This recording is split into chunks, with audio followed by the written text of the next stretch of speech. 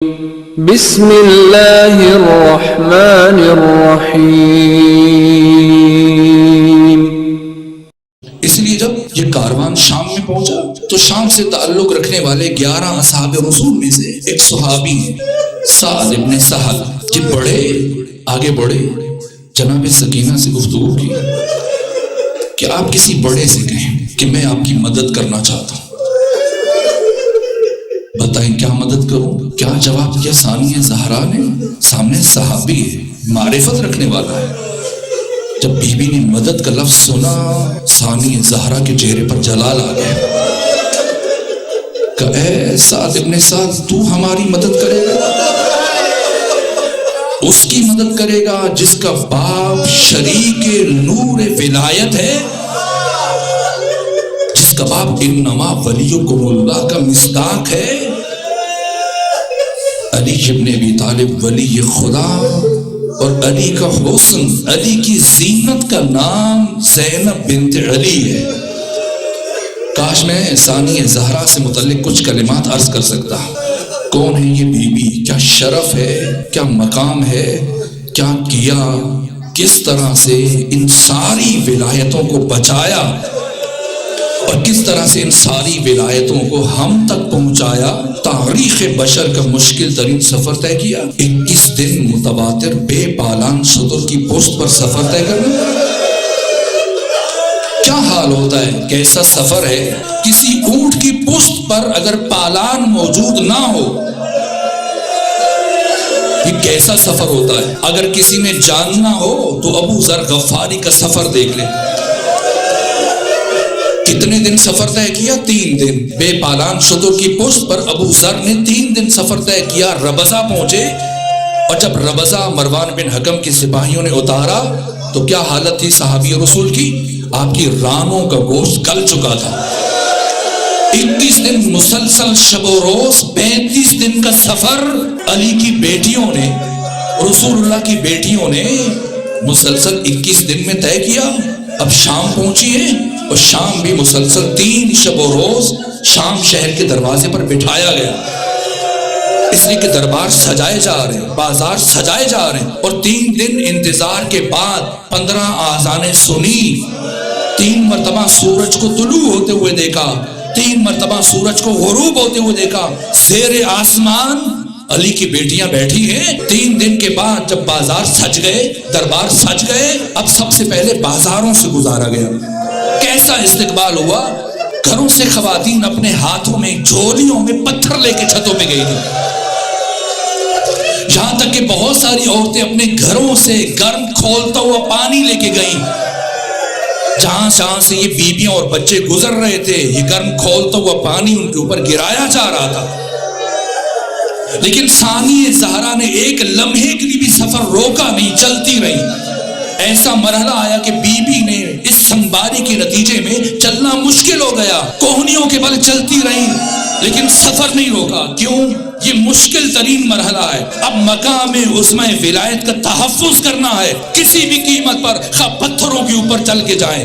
لہو لہان ہو گئی علی کی بیٹی، بازاروں سے گزر کر کہاں پہنچی ہے؟ یزید کے محل کے باہر۔ یہ مشکل ترین مقام ہے، یہ وہ مرحلہ ہے جہاں ثانیہ زہرا مسلسل سفر کرنے کے بعد پہنچی ہے۔ پہلا مقام ہے جہاں بی بی روکی، سید سجاد کو بلایا کہ سید سجاد اب جا کر میری طرف سے یزید ابن معاویہ ابن ابو سفیان کو یہ پیغام دیجئے کہ اب تک سارے راستے میں ہم نے دشمن سے چادر کا مطالبہ نہیں کیا، چونکہ تم نے اپنے دربار میں یہودیوں کو بلایا ہے، عیسائیوں کو بلایا ہے، غیر مسلموں کو بلایا ہے، ہمیں اتنی دیر کے لیے چادریں دے دو جتنی دیر ہم نے تمہارے دربار میں قیام کرنا ہے۔ جیسی تمہارا دربار چھوڑیں گی یہ چادریں واپس کر دیں گی۔ لیکن یزید نے کیا جواب دیا؟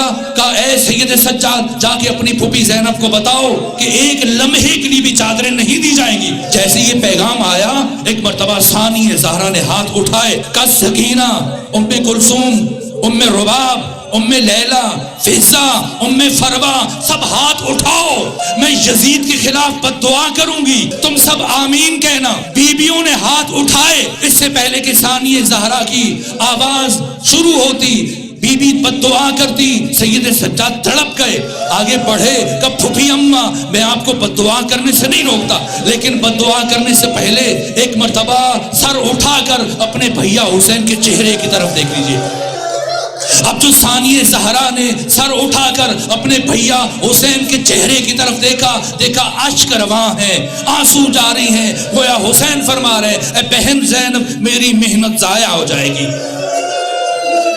فرمایا بھیا حسین تیری محبت میں یہ مرحلہ بھی عبور کروں گی۔ اٹھی چلی چند قدم طے کیے، یا ثانیہ زہرا دوبارہ یزید کے محل کے دروازے پر بیٹھ گئی۔ اب جو بیٹھی امام سجاد دوبارہ آگے بڑھے کہ پھوپھی اماں تھک گئی ہیں، گھبرا گئی ہیں، پریشان ہے، کیوں بیٹھی ہیں؟ کہا تھکی نہیں ہوں، گھبرائی نہیں۔ کہ پھر کیوں بیٹھی ہیں، کیا وجہ ہے؟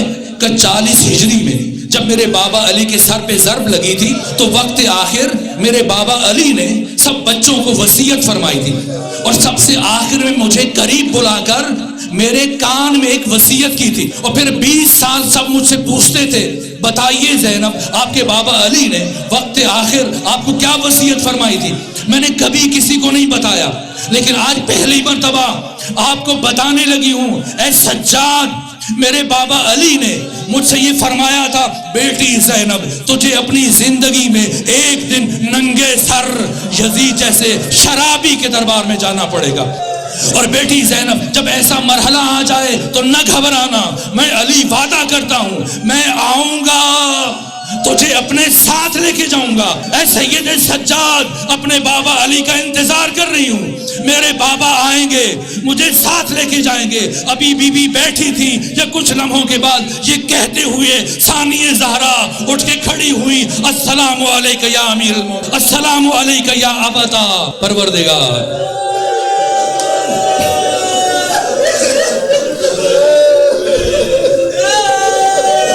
یا اللہ یا اللہ اجرکم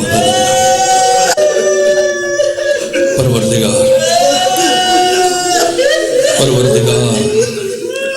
پروردگار بحق ثانیہ زہرا ہماری اس عبادت کو اپنی بارگاہ میں قبول فرما۔